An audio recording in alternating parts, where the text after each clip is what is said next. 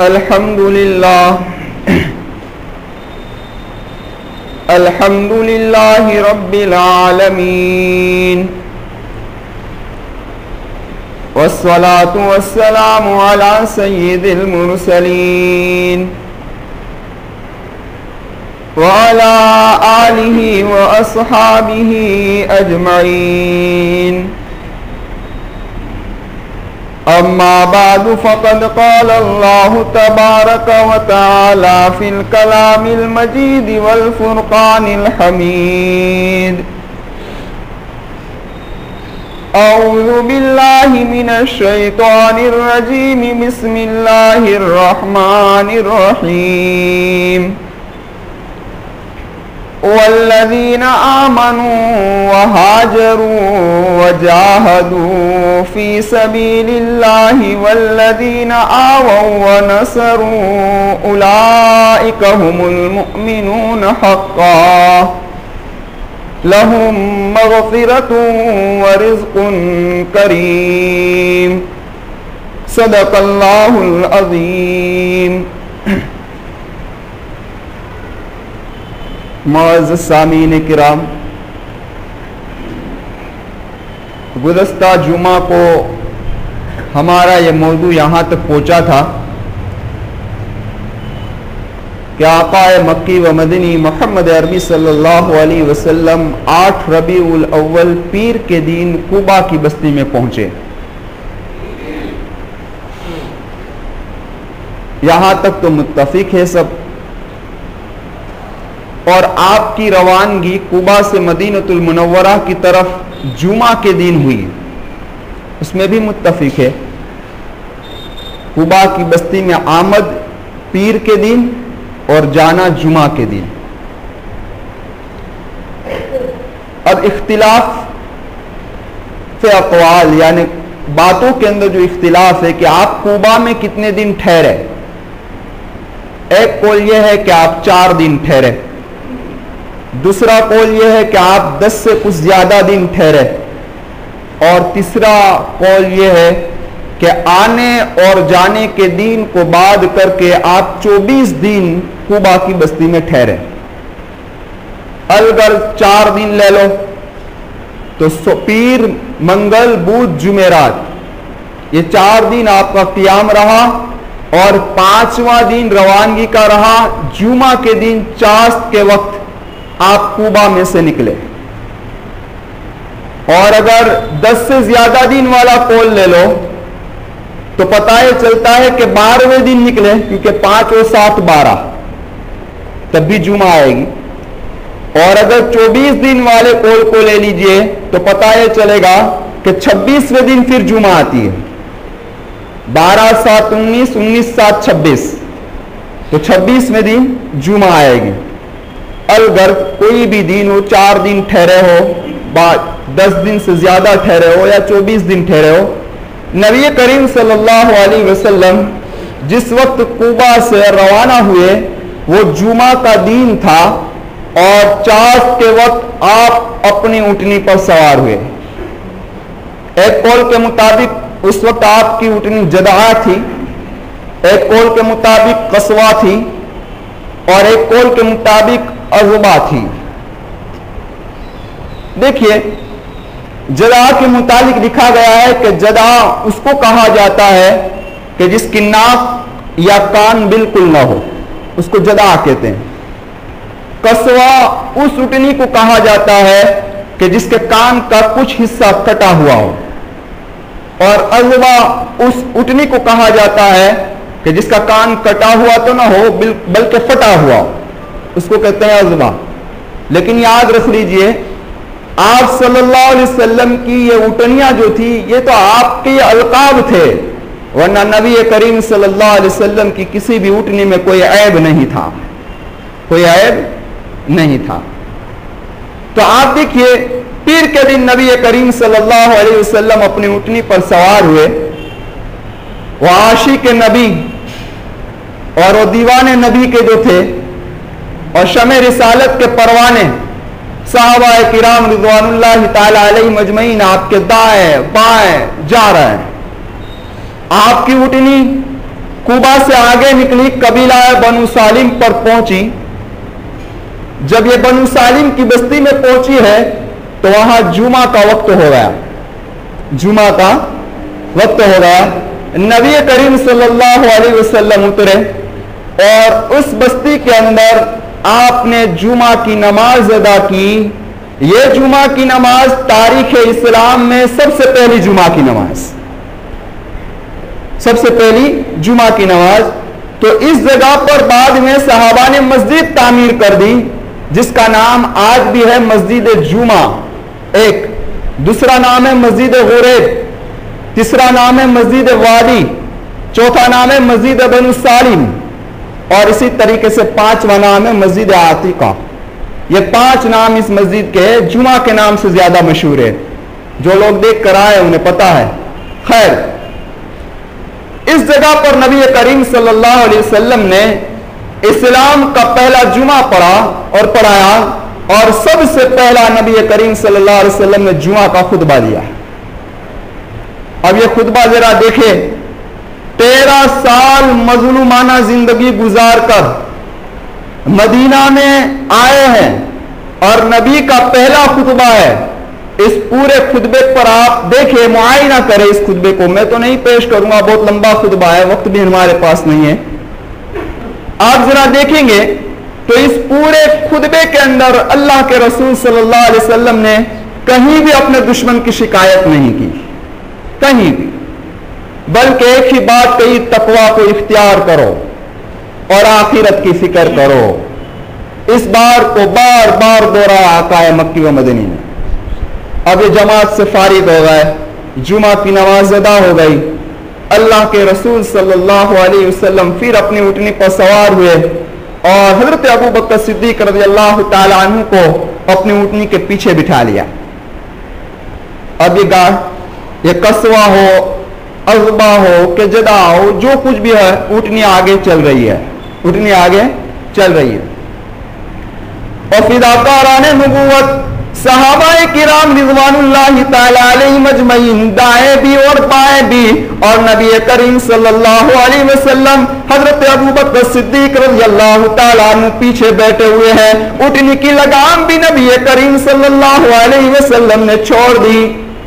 جب ایک سے ایک منزل طے ہو رہی تھی، ہر قبیلے والا، ہر فرد یہ چاہتا تھا کہ آقا ہمارے گھر میں آپ میزبان بن جائے، یہ غریب کھانا حاضر ہے، ہم مال میں بھی زیادہ ہیں، ہم دولت کے اعتبار سے بھی زیادہ ہیں، ہم جان بھی دینے کے لیے تیار ہے، ہم مال بھی دینے کے لیے تیار ہے، ہم زر بھی دینے کے لیے تیار ہے، سب کچھ آپ پر فدا کرنے کے لیے تیار ہے۔ اے میرے آقا، آپ ہمارے غریب کھانے کے اندر تشریف لے آئے، آپ ہمارے مہمان بن جائیں۔ نبی کریم صلی اللہ علیہ وسلم ان کو دعا دیتے ہوئے ایک ہی جملہ کہتے تھے، یہ میری اونٹنی اللہ کی جانب سے مامور ہے، وہ جہاں پر ٹھہرے گی وہاں میرا قیام رہے گا۔ نبی کریم صلی اللہ علیہ وسلم کی اونٹنی آگے بڑھ رہی ہے، صحابہ منتظر ہے۔ جس بستی سے، جس گھر سے روانہ ہو جاتی تھی، وہاں تو مایوسی چھا جایا کرتی تھی کہ ہمارا نصیب چلا گیا۔ آقا کی آمد پر مدینہ کے اندر دھوم مچی ہوئی تھی، بچہ تو بچہ، بوڑھا بھی بوڑھا، جوان بھی جوان، عورتیں بھی عورتیں، سارے کے سارے ایک ہی قصیدہ نعرہ تکبیر کو بلند کر رہے تھے، اللہ اکبر جاء رسول اللہ، اللہ اکبر جاء محمد، اللہ اکبر، مرحبا یا نبی اللہ، اے اللہ کے نبی مرحبا ہو، مرحبا ہو۔ مدینہ کی وادی کے اندر، گلی کوچوں کے اندر، شہروں کے اندر، بازاروں کے اندر ایسا جشن منا ہوا تھا کہ جس کی کوئی انتہا نہیں تھی، بچہ سے لے کر بوڑھے تک سارے کے سارے خوشی میں سمائے نہیں تھے۔ ارے اپنے گھروں کی چھتوں پر عورتیں بھی چڑھ گئی تھی اور وہ بھی خوشی میں سمائی نہیں تھی۔ ارے مدینہ کی معصوم معصوم بچیاں یہ ترانہ گا رہی تھی، طلع البدر علینا من ثنیات الوداع وجب الشکر علینا ما دعا للہ داعی ایہا المبعوث فینا جئت بالامر المطاع طلع البدر علینا من ثنیات سنیات الوداعی کہ 14ویں چاند کا رات سنیات الوداع سے ہم پر طلوع ہو گیا. من سنیات الوداعی وجب الشکر علینا ہم پر شکر واجب ہو گیا. ما دعا للہ داعی جب تک اللہ کی طرف پکارنے والا باقی رہتا ہے. ایھا المبعوث فینا اے پاک و ذات اللہ تبارک و تعالی نے ہم پر محمد عربی صلی اللہ علیہ وسلم کو مبعوث فرمایا. ایھا المبعوث فینا جیت بالامر المطاع آپ ایسے احکامات لے کر آئے کہ جن کی اتباع ہم پر واجب ہے. اور مدینہ کی گلیوں میں چھوٹی چھوٹی بچیاں یہ ترانہ گا رہی ہے. قبیلہ بنو نجار کی چھوٹی بچیاں دف بجا رہی ہے اور کہہ رہی ہے نحن جواری من بنی النجاری یا حبذا محمد من جاری کہ ہم بنو نجار کی چھوٹی چھوٹی معصوم بچیاں ہے. محمد عربی ہمارے کیسے بہترین پڑوسی ہے. جب آقا کی زبان میں یہ کلمات آئے میرے محبوب نے بنو نجار کی معصوم بچیوں سے فرمایا کیا تم اس سے محبت کرتی ہو؟ معصوم بچیاں کہنے لگی جی ہم آپ سے محبت کرتے ہیں. اللہ کے رسول صلی اللہ علیہ وسلم فرمانے لگے میں بھی تم سے محبت کرتا ہوں. میں بھی تم سے. تو مدینہ کی گلیوں کے اندر تو اتنی خوشی مچ گئی. عورتیں چھت پر چڑھ گئی دیدار نبوت کو دیکھنے کے لیے, آقا کے دیدار کے لیے. صحیح بخاری کی روایت ہے حضرت براء ابن عازب رضی اللہ تعالیٰ عنہ فرماتے ہیں نبی کریم صلی اللہ علیہ وسلم جب شہر مدینہ کے اندر داخل ہو گئے تو کیا کہنا خوشی کا یہ عالم تھا. حضرت انس رضی اللہ تعالیٰ عنہ کی روایت ہے اور فرماتے ہیں یہ ابو داؤد شریف کی روایت ہے کہ نبی کریم صلی اللہ علیہ وسلم جب مدینۃ المنورہ کے اندر داخل ہو گئے تو حبشی لوگ نے نیزے کے ذریعے اپنے کرتب دکھانا شروع کر دیے. اور حضرت انس ایک روایت کے اندر فرماتے ہیں جب میرے آقا نے مدینے کے اندر قدم رکھا تو مدینے کا ذرہ ذرہ روشن ہو گیا. اور جب میرے آقا اس دنیا سے تشریف لے گیا تو مدینے کی ہر چیز پر تاریکی چھا گئی, اندھیرا آ گیا. تو اتنی خوشی تھی وہاں پر تو پوری مدینۃ المنورہ کے اندر خوشیاں جھوم سے جھوم رہی تھی. جو میں نے اشعار پر طلع البدر علینا من ثنیات الوداع یہاں پر ایک بات عرض کر دیتا ہوں کہ یہ ثنیات یہ بہووچن ہے ثنیہ کی. ثنیہ کہتے ہیں گھاٹی کو یا ٹیلے کو کہا جاتا ہے.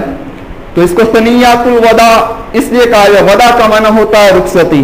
اس کو ثنیۃ الوداع اس لیے کہا جاتا تھا کہ اہل مدینہ جب کسی کو مکۃ المکرمہ کی طرف روانہ کرنا ہوتا تھا تو اس گھاٹی تک آتے تھے اور وہاں سے ان کو روانہ کر دیتے تھے. اس لیے ثنیۃ الوداع ہو گیا. میرے آقا محمد عربی صلی اللہ علیہ وسلم کا بھی یہ معمول تھا کہ جب آپ کسی مہمان کو اور اللہ کے راستے میں جانے والے کو اور لشکر کو جنگ کے لیے جب بھی روانہ کرتے تو آپ ثنیۃ الوداع تک جاتے اور وہاں سے اس لشکر کو روانہ کر دیتے اور آپ ان سے دعا کرواتے. یہ اللہ کے رسول صلی اللہ علیہ وسلم کا بھی معمول تھا. تو الغرض میں آپ سے عرض کرنا چاہتا تھا کہ اب دیکھیے یہ ثنیۃ الوداع سے بدر یعنی بدر 14ویں کے چاند کو کہتے ہیں. یہاں مراد آقا مکی و مدنی محمد عربی صلی اللہ علیہ وسلم ہے. اب دیکھیے وہ صحابہ کرام رضوان اللہ تعالی علیہم اجمعین ہر ایک منتظر ہے کہ نبی ہمارے گھر کے اندر مہمان بنے. نبی نے تو اپنی ناقہ یعنی اونٹنی کی لگام بھی چھوڑ دی تھی اور اونٹنی آہستہ آہستہ آگے بڑھ رہی ہے. صحابہ کا وہ گروہ ہے جس کو روز ازل سے اللہ تبارک و تعالی نے اپنی اور اپنے محبوب کی محبت کے لیے منتخب کر رکھا تھا. اپنی اور اپنے محبوب کی محبت کے اندر منتخب کر رکھا تھا. ہر صحابی یہ چاہتا تھا کہ اللہ کے رسول ہمارے گھر پر تشریف لائے.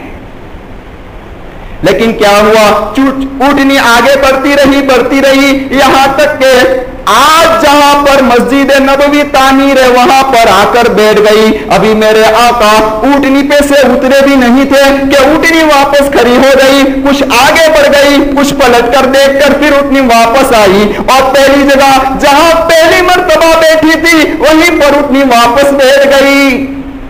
یہ تھا بنو نجار کا محلہ. کس کا محلہ تھا؟ جہاں آج مسجد نبوی تعمیر ہے. یہ بنو نجار کا جو محلہ ہے، یہ قبیلہ ہے بنو نجار، یہ اللہ کے رسول صلی اللہ علیہ وسلم کا ننیال ہے۔ کیا ہے؟ کیونکہ آپ کے جد امجد ہاشم نے اسی نجار کے ایک لڑکی سلمہ بنت عمرو سے شادی کی تھی، اور ان کے بطن یعنی پیٹ سے حضرت ہاشم پیدا ہوئے، عبد المطلب پیدا ہوئے تھے۔ تو یہ عبد المطلب بھی آپ کے دادا ہے، محمد بن عبداللہ بن عبد المطلب بن ہاشم بن عبد مناف آگے سلسلہ نسب آگے بڑھ رہا ہے۔ خیر، تو میں عرض کر رہا تھا، تو آپ بنو نجار میں اتر کر اپنے ننیحال کو کچھ شرف اور عزت دینا چاہتے تھے۔ یاد رکھ لیجئے، ایک علمی بات یہ بتا دوں کہ بنو نجار کا اطلاق یعنی بنو نجار کسے کہا جاتا ہے؟ یہ ان قبیلے کی اولاد کو کہا جاتا ہے جو بنو عدی، بنو مالک، بنو مازن، بنو دینار، یہ 4 قبیلے اور ان کی اولاد کو بنو نجار کہا جاتا ہے۔ بخاری شریف کی روایت ہے، اللہ کے رسول صلی اللہ علیہ وسلم فرماتے ہیں کہ انصار میں سب سے زیادہ افضل بنو نجار ہے۔ کیا کہا؟ بنو نجار ہے۔ اور اس کے بعد فرمایا بنو عبد اشہل، اور اس کے بعد بنو حارث، اور اس کے بعد بنو سائدہ، 4 تک اللہ کے رسول صلی اللہ علیہ وسلم نے فرمایا۔ تو اس سے بھی قبیلہ بنو نجار کی تعریف اور خصوصیت سامنے آتی ہے۔ الغزاقہ کی اٹھنی قبیلہ بنو نجار یعنی محلہ بنو نجار کے اندر بیٹھ گئی۔ ہر ایک آدمی یہ چاہتا تھا کہ اللہ کے رسول صلی اللہ علیہ وسلم میرے گھر پہ تشریف لائے، ہر ایک نے درخواست کی، لیکن حضرت ابو ایوب انصاری رضی اللہ تعالیٰ عنہ نے کجاوا اٹھا لیا اور کجاوا اٹھا کر اپنے گھر پر تشریف لے گئے۔ میرے محبوب نے فرمایا آدمی اپنے کجاوے کے ساتھ ہوتا ہے، اور حضرت اسد بن زرارہ رضی اللہ تعالیٰ عنہ نے اونٹنی کی لگام پکڑ لی اور اپنے ساتھ لے لیا۔ لیکن آئیے صحیح بخاری شریف کی روایت، حضرت انس بن مالک رضی اللہ تعالیٰ عنہ فرماتے ہیں جب نبی کریم صلی اللہ علیہ وسلم کی اونٹنی محلہ بنو نجار کے اندر اتری، میرے محبوب نے فرمایا تم میں سے قریب کس کا گھر ہے، تم میں سے قریب زیادہ کس کا گھر ہے؟ تو حضرت ابو ایوب انصاری رضی اللہ تعالیٰ عنہ فرمانے لگے اے اللہ کے رسول صلی اللہ علیہ وسلم یہ رہا میرا گھر اور یہ میرے گھر کا دروازہ۔ تو اللہ کے محبوب نے فرمایا جاؤ ہمارے لیے قیل اللہ کا انتظام کرو۔ رکی اکبارگی ناکا بحکم حضرت باری، جہاں ایک سمت بستے تھے ابو ایوب انصاری، صحابہ سے کہا جب تک نہ ہو مسجد کی تیاری ہمارے میزباں ہوں گے ابو ایوب انصاری۔ تو حضرت ابو ایوب انصاری رضی اللہ تعالیٰ عنہ کے مکان پر نبی تشریف لے گئے۔ یاد رکھ لیجئے یہ ابو ایوب انصاری آپ کی کنیت ہے، کنیت آپ کا نام ہے خالد بن زید بن قلیب بن ثعلبہ بن عبد مناف، آگے نسب نامہ محمد عربی صلی اللہ علیہ وسلم سے مل جاتا ہے، آگے نسب نامہ آقا سے مل جا رہا ہے۔ تو آپ ان کے مکان کے اوپر تشریف لائے۔ اب دیکھیے اس مکان کے اندر اللہ کے رسول صلی اللہ علیہ وسلم کی تشریف آوری ہو گئی، لیکن ایک بات میں آپ سے یہ عرض کرنا چاہتا ہوں کہ خود اللہ کے رسول صلی اللہ علیہ وسلم کی تمنا اور دلی میلان بھی یہی تھا کہ میرا قیام بنو نجار کے اندر رہے، کیونکہ آپ کا ننیالی رشتہ تھا۔ اللہ تبارک و تعالیٰ نے آپ کی اس دلی خواہش کو معجزانہ طور پر پوری کروائی۔ کس طریقے سے؟ معجزانہ طور پر، اور آپ کو کہا کہ محمد آپ اپنی اونٹنی کی لگام چھوڑ دیجئے، ایک کام تو یہ کروایا، اور آپ اپنے اختیار سے اونٹنی کی لگام کو کسی جانب نہ مڑے، اور کسی کا مکان آپ اترنے کے لیے مخصوص نہ کریں، کیونکہ اگر کرتے تو کیا ہوتا؟ منازعت و منافست ہو جاتی، ایک صحابی دوسرے پر فخر کرنے لگتا ہے کہ دیکھو اللہ کے رسول نے میرے گھر کو پسند کیا۔ دیکھیے تو اب یہ مسئلہ تھا، تو اللہ کے رسول صلی اللہ علیہ وسلم نے اپنی اونٹنی کی لگام کو چھوڑ دیا۔ صحابہ سارے کے سارے سوچ رہے تھے کہ یہ تو معمور ہے، اللہ کے حکم سے جہاں بیٹھے گی وہاں پر نبی کریم صلی اللہ علیہ وسلم اتریں گے۔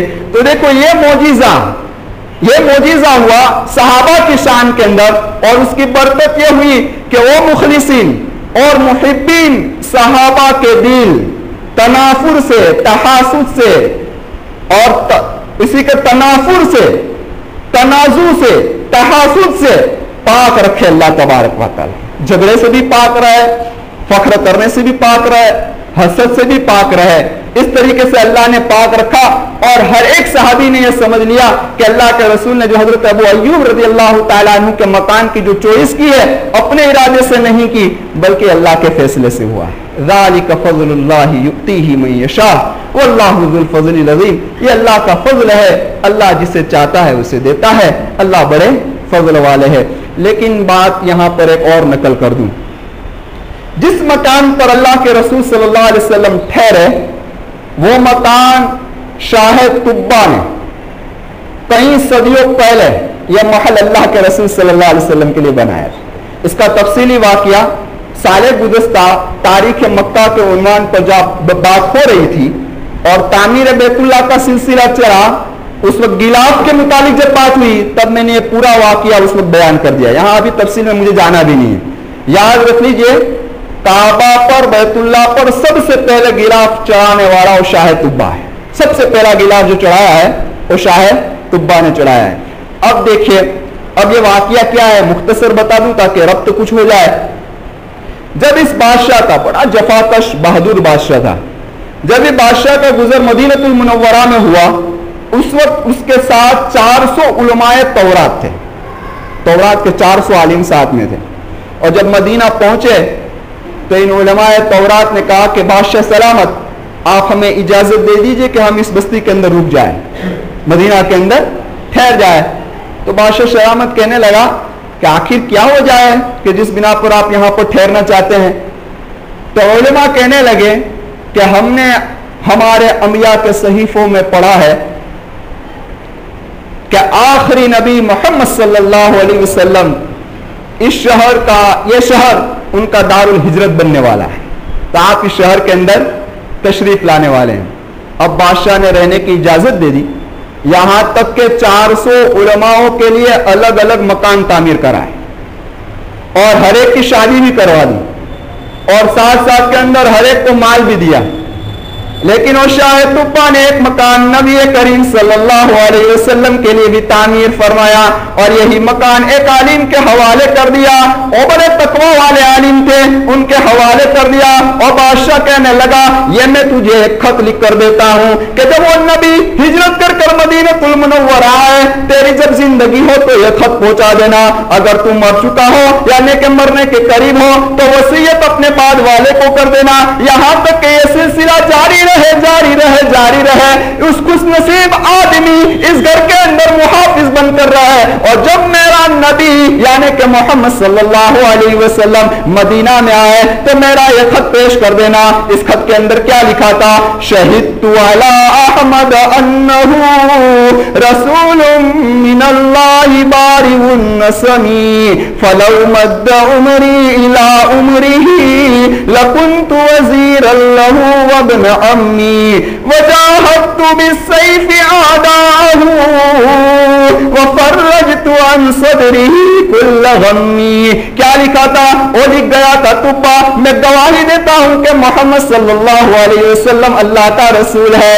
फलौ मद्द उमरी इला उमरिही, मेरी उम्र अगर उनकी उम्र तक पहुंच गई, लकुन्तु वज़ीरन लहु वब्न अम्मी, तो मैं मेरे चचाजाद भाई का साथ दूंगा। आगे क्या फरमाता है? वजाहदतु बिस्सैफि आदाहु, मैं उसके दुश्मनों के साथ जिहाद करूंगा। वफर्रजतु अन सदरिही कुल्ल गम्मी, और मैं उनके सीने से सारे गम को निकाल डालूंगा। तो ये सिलसिला जब चला चला चला यहां तक कि उसी आलिम की नस्ल के अंदर हजरत अबू अय्यूब अंसारी रज़ियल्लाहु ताला, तो यह खत हजरत अबू अय्यूब अंसारी रज़ियल्लाहु ताला के पास पहुंचा था। इमाम ज़ैनुल आबिदीन ने बड़ी अजीब बात फरमाई। वो फरमाते हैं कि नबी करीम सल्लल्लाहु अलैहि वसल्लम मदीना में जिस मकान में रुके वो हजरत अबू अय्यूब अंसारी का मकान ही नहीं था, ये तो खुद नबी का ही मकान था। ये तो खुद नबी का ही मकान था। हजरत अबू अय्यूब अंसारी तो सिर्फ इंतजार कर रहे थे, मुहाफिज बन के खड़े थे, वरना मकान किसका था? नबी करीम सल्लल्लाहु अलैहि वसल्लम का।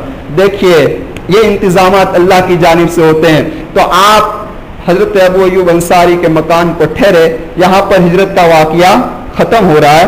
آپ دیکھیے اب حضرت زید رضی اللہ تعالیٰ عنہ کو